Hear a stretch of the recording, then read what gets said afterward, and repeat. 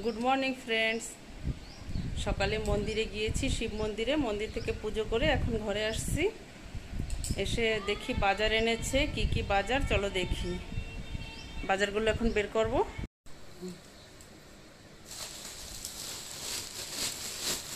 এখানে হলো আলু, পেঁয়াজ,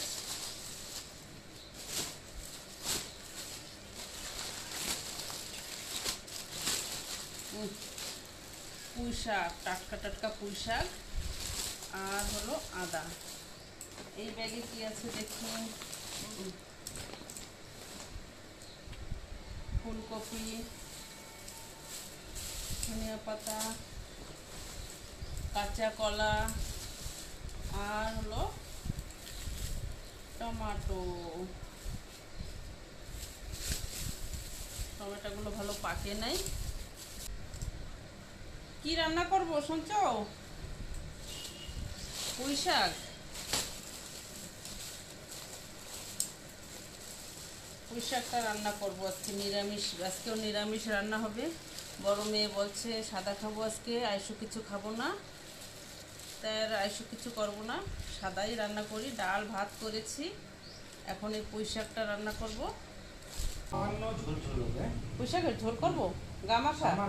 সরষে বাটা দেবো? হ্যাঁ, আলু দিয়ে সরষে বাটা দিয়ে তাহলে পুঁই শাকটা করি। আজকে ভাবছি আমিষ করব না, তাও এখন করা লাগবে। তোমাদের দাদাভাইয়ের খিদে পেয়ে গেছে, এখন ডিমের আমলেট করে দেব।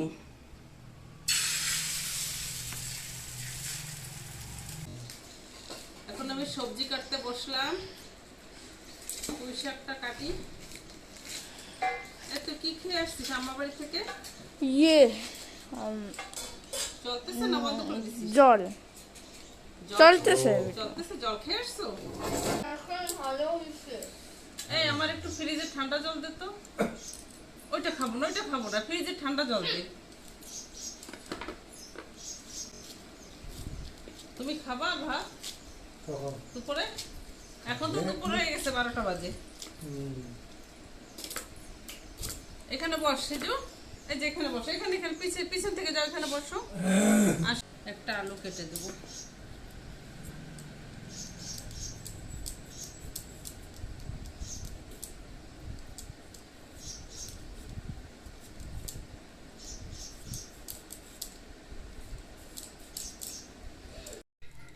পুঁই শাকের জন্য আমি এই মশলাগুলো বেটে নেব। এখানে আছে কাঁচা লঙ্কা, আদা, আর জিরা, আর সর্ষে। এগুলো আমি এখন বেটে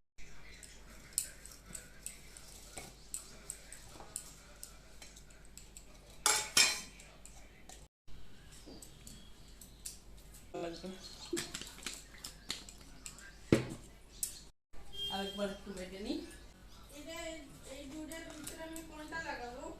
বাটা হয়ে গেছে, এখন রান্না বসাবো। শাকটা বসাবো, সরষে দিয়ে দিলাম তেলের উপর।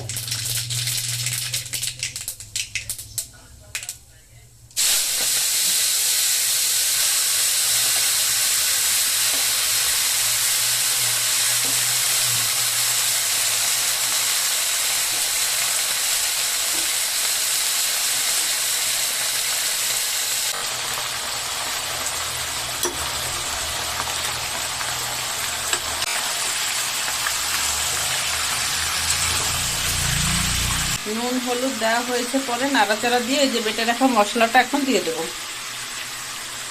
যেটুকু লেগেছিল ধুয়ে একটু দিয়ে দিলাম জল। এখন ভালো করে নাড়াচাড়া করে ঢেকে রাখবো।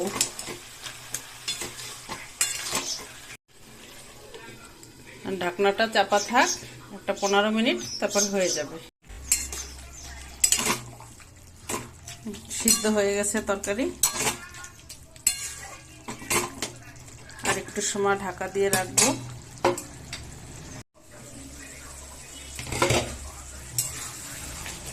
তরকারি হয়ে গেল। আজকে রান্না বান্না এই পর্যন্তই। তো দেখো আমি খেতে বসে পড়েছি। আজকে তেমন কিছু রান্না বান্না করিনি। ডাল করেছি, আর এদিকে পুঁই শাকের চচ্চড়ি না ঘন্ট কি ঘ্যাট, যা হোক পুঁই শাক সরষে বাটা আদা বাটা দিয়ে করেছি। আমিষ কিছু করা হয়নি।